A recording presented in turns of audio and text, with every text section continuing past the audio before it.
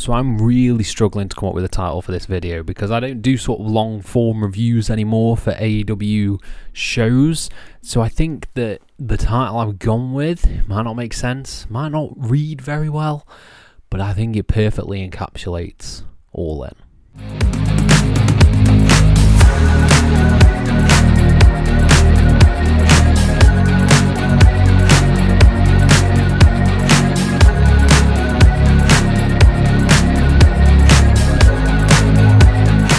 Hello and welcome to FTTR, I'm Hugh McQuaid, and today we're talking about AEW All In Texas, the big ass show that AEW put on, their biggest show of the year.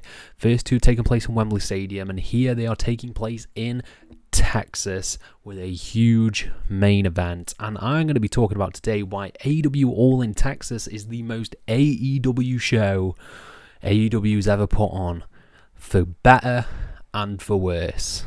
Yeah.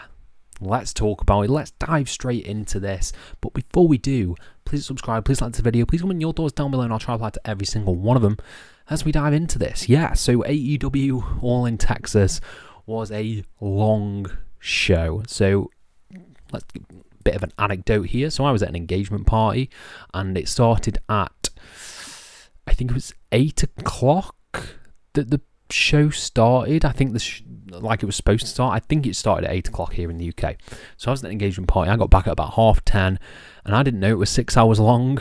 I thought it was the regular 4 hours, so I was like, okay, I'll get back and I'll be able to catch the main event. And when I turned it on and saw that the Women's Casino Gauntlet was going on, and then I was like, oh yeah, this is long. They've not even done the tag match yet. There's so much more stuff to cover before that. So I ended up staying up. I watched the Mercedes Monet match and then I went to bed and then I watched the Kenny Omega and Hangman stuff. So I've watched this show completely out of order. Sorry. And when I'd finished the show, when I watched everything in total, I was like, you know what? That is the most AEW show I think they could ever put on. From the spectacle, from the match quality, to the inconsistencies, to the match length, everything about it was just so AEW, for better or for worse. So I think that if you are an AEW fan, this is kind of exactly what you're looking for. This has just got everything that you probably love about the product. It is just so unafraid to be pro wrestling, and in that you get high moments like Mercedes Moné versus Toni Storm, like Swerve Strickland versus the Young Bucks teaming with Will Osprey. I don't know why I said that so weird. And like Hangman Page versus Jon Moxley in that main event. But then you've also got matches that go way too long, like the Men's Casino Gauntlet, the Triple Threat Tag Team match. You've got those imperfections from AEW as well. And I think it just coalesces to become the most AEW show ever. I'm going to talk about some of my highlights now, and I'm going to start with that main event. I think that main event is probably my match of the year. You know, as I was watching it and as I was sort of watching the opening, like where they're brawling and stuff like that, I was like, okay, this is pretty standard, but the more I've sat on it, the more I've thought about it, the more I fucking love that match. It is so great. Hangman's character, Moxley's character. I've watched Moxley tap out like 7 times. The way that he tapped out and the way he was flailing, the way the chain was around his neck, everything about that was perfect. It was so well executed. All the people coming down, Bryan Danielson in a Blue Panther mask, Darby Allin abseiling down from the ceiling, the Young Bucks coming in, all of it was so well done, so goofy, so fun.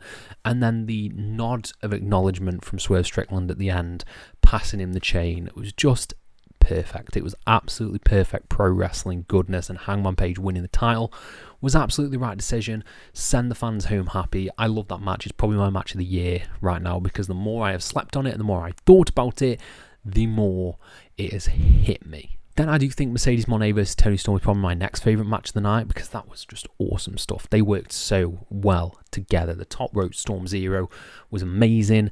The sort of character work where Tony goes under the ropes when Mercedes is sitting on the ropes, just the sort of the polar opposites of the two, yet they are connected. The way they sort of told that story I thought was really, really interesting.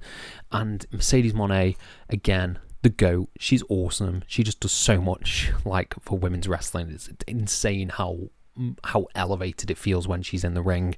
And just, yeah, I just loved it. I absolutely loved this match. It was so So good. And the shock win of Toni Storm picking up the win, I wasn't expecting that. I was fully expecting Mercedes Monet to win. I think we're going to see Mercedes Monet go into a bit of a downward spiral from there. And Toni Storm versus Athena is something that I absolutely want to see, because Athena won the Casino Gauntlet.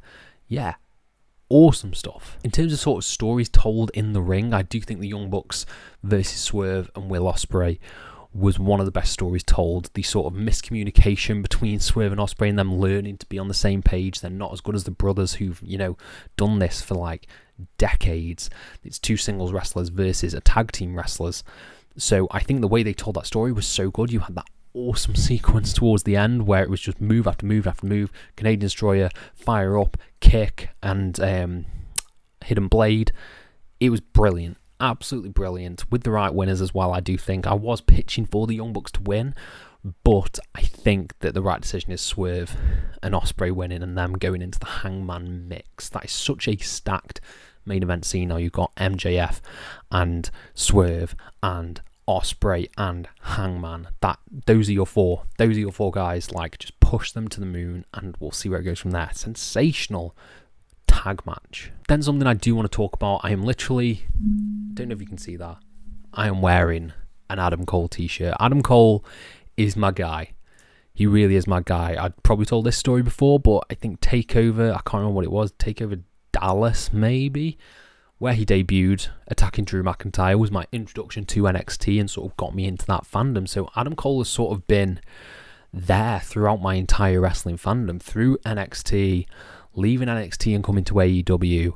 Adam Cole is just like, he's one of my favourites of all time. Like, he hit such a mark for me when I was watching. I was like, this guy's so cool. Undisputed Era is so cool.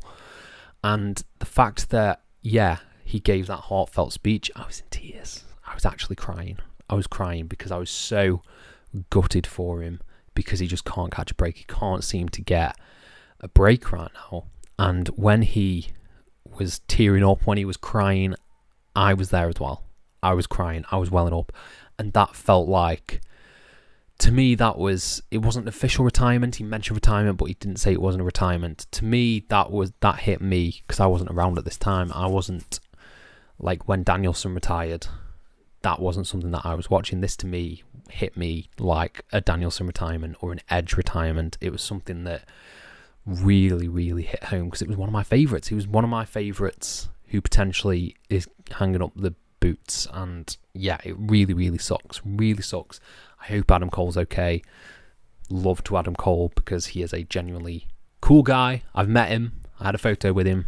He's a very cool guy, and I hope that everything is okay with Adam Cole moving forward. And then we come into the other bits of AEW that we've got to talk about, and that's the weird stuff. Namely, that triple threat tag team match, which was so effing long. It was so long. It went on for ages, and the Men's Casino Gauntlet went on for ages. Those are the two matches to me that I was like, this is just exhausting, because it's just going. I think the Men's Casino Gauntlet didn't have too many surprises in it, so it didn't have the shock sensation that the one at Wembley did. And I also feel like the one at Wembley was definitely shorter from this one. This one felt like it monotonous. It felt so long, and that triple threat match was just exhausting, because nothing was really happening, and it just went on for ages. I love the angle after. I love Nick Wayne turning on Christian. I love the return of Cope, even though it's very silly that he came out and did his fireworks, but I'm excited for that. I'm excited for FTR versus Edge and Christian. I think that's going to be class. That's going to be really, really cool. Probably get him in a ladder match as well. I think it's going to be awesome, but those two things were kind of like bogged down, and they exemplified sort of the issue that AEW has with, I don't know, long matches, oversaturation at times, like on a 6-hour show. That was a bit exhausting there. So I know there are a few things that you probably want to talk about, like Dustin Rhodes winning the TNT title. I thought that was cool. Like Samoa Joe getting his neck broken. That was cool. Like the Women's Casino Gauntlet, Shuri, I got correct. Alex Windsor, I got correct for debuts. That was cool. And there's just a lot of cool stuff on All In Texas. It is a big show. It is a potentially bloated show. But at the same time, I think it is the most perfect AEW. Wow, I can't speak today. I've been at work all day. I'm recording this after work, so I can't really speak. So this is probably all nonsense. This is all rambling. I think it is the most perfect AEW show with all of AEW's flaws. That might be an oxymoron, but it is what it is.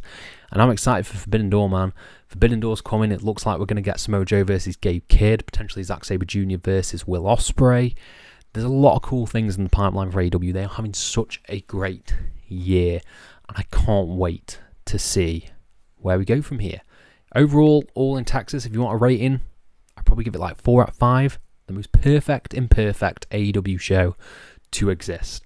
And I want to know what you guys think down in the comments below. What were your highlights? Let me know everything you want, and I'll try to apply to every single one of them. Thank you all ever so much for your support, and have a nice day.